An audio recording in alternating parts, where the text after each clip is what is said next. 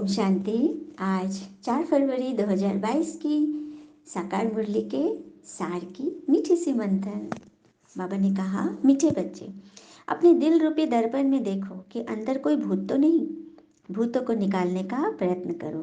भगवान कह रहे कि हमें अपने दिल की जांच करनी है। सबसे पहले स्वयं के अंदर देखो कि हमारे अंदर कोई भूत तो नहीं। तो भूतों को निकालने के प्रयत्न में ही तो भगवान हमें ये मुरली सुनाते हैं। और मुरली सुनते सुनते, श्रवण करते ही हमारा कल्याण हो जाएगा। एक बार की बात है, एक माता को निश्चय नहीं हो रहा था हम्म, भगवान में कि भगवान आए हैं, भगवान सुना रहे हैं। तो उसे ब्रह्मा बाबा ने बोला कि आप बस मुरली सुनो। मुरली सुनते सुनते उनको ऐसा निश्चय बैठा कि भगवान की पक्की बच्ची बन गई। प्रश्न, बाबा और बच्चों के बीच संगम पर कौन सी न्यारी रस्म है? तो सबसे न्यारी रस्म है कि दुनिया में तो कोई बच्चे पिता को नमस्ते करते हैं, लेकिन यहाँ पहले भगवान हमें नमस्ते करते, मीठे मीठे बच्चों को नमस्ते। और भगवान कहते कि मैं तुम्हारी सेवा में उपस्थित हुआ हूँ। तो बच्चे मेरे से बड़े ठहरे ना। हम्म? जिसकी सेवा की जा रही है वो बड़ा हुआ ना। क्यों भगवान बड़े कहते हैं बच्चे को? चलिए एक छोटा सा प्रसंग और सुनते हैं। एक बार की बात है, बहुत बड़े मंदिर में बहुत पहुँचे हुए नामी ग्रामी एक पंडित थे, बहुत पुराने, काफ़ी नामचीन वाले। उन्होंने देखा कि एक छोटा नन्हा सा ब्राह्मण, छोटा ब्राह्मण, नया ब्राह्मण पाठ कर रहा है, कोई जाप कर रहा है। तो उन्होंने उसके पास आए और बोले, तुम शुद्ध पाठ नहीं कर रहे हो, शुद्ध करो, तुम्हारे उच्चारण में गड़बड़ी है, संस्कृत का उच्चारण अच्छे से करो। उसको ऐसे बोल दिया। वो बच्चा बोला ठीक है, सहम गया, क्योंकि बड़े पंडित उठ कर आए और इसको ऐसे बोले। फिर रात्रि में वो पंडित जब घर गया, नामिक पंडित, तो उसको बड़ी जोर से बुखार हो गया और रात में स्वप्न में उसको ईश्वर के दर्शन हुए। उन्होंने कहा कि तुमने उस बच्चे को क्यों डांटा, वो कितने भाव से मुझे पढ़ रहा था। तो और अब देखो, अब वो पढ़ रहा है तो रुक रुक के पढ़ रहा है, उसके भाव ही लुप्त हो गए। तो यह सुनकर दूसरे दिन सुबह वह दौड़ा दौड़ा गया उस बच्चे के पास और बोला कि नहीं बेटा, तुम जैसे पढ़ रहे हो वही भगवान को प्रिय है। तो देखा, और उसने ये बोला कि उम्र बीत गई पाठ करते करते, मगर ईश्वर की झलक नहीं मिली।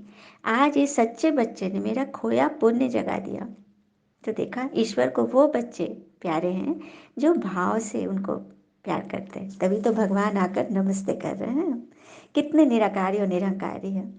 तो जो गायन है ईश्वर के लिए, को निराकारी निरंकारी है, तो उसको दिखलाना भी तो पड़े। इसीलिए भगवान बोलते हैं, मैं पहले तुम्हें नमस्ते करता हूँ।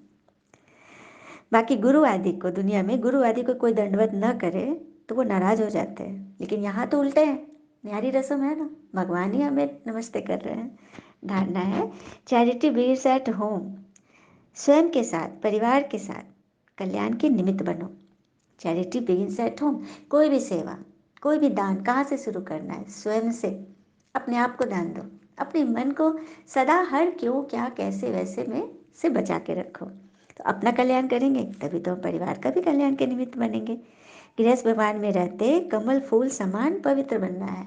कमल पुष्प, कमल पुष्प क्यों देवताओं को पसंद है? क्योंकि कमल कीचड़ में रहकर भी न्यारा और प्यारा है। तो संसारिकता में रहते हुए, परिवार में रहते, हर तरह की बातों में रहते हुए हमें अपने मन को कमल पुष्प जैसा खिला हुआ करना है। कभी भी उस पर कीचड़ का कोई दाग ना आए। इसी के लिए तो भगवान हमें बैठ पढ़ा रहे हैं। वरदान है, देह अहंकार व अभिमान के सूक्ष्म अंश का भी त्याग करने वाली आकारी सो निराकारी आत्मा है बनना। देह अहंकार व अभिमान के सूक्ष्म अंश, तो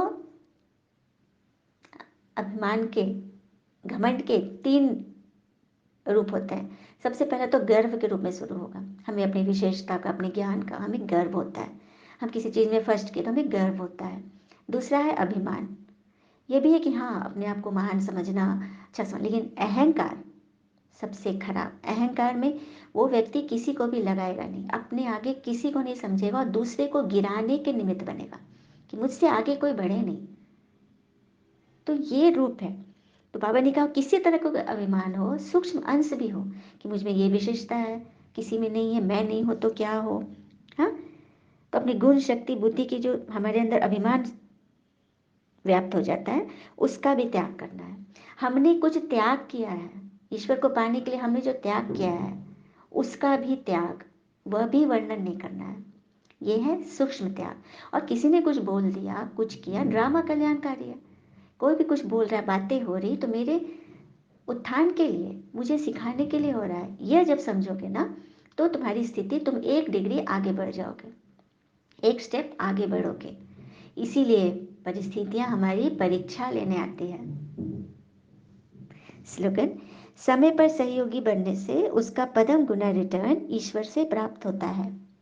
समय, कोई आपको याद कर रहा है, किसी को आपसे सहयोग चाहिए, किसी तरह की, मन वचन कर्म, किसी भी प्रकार की, तो आप समय पर सहयोगी बनो, तो उसका रिटर्न कौन देंगे हमें?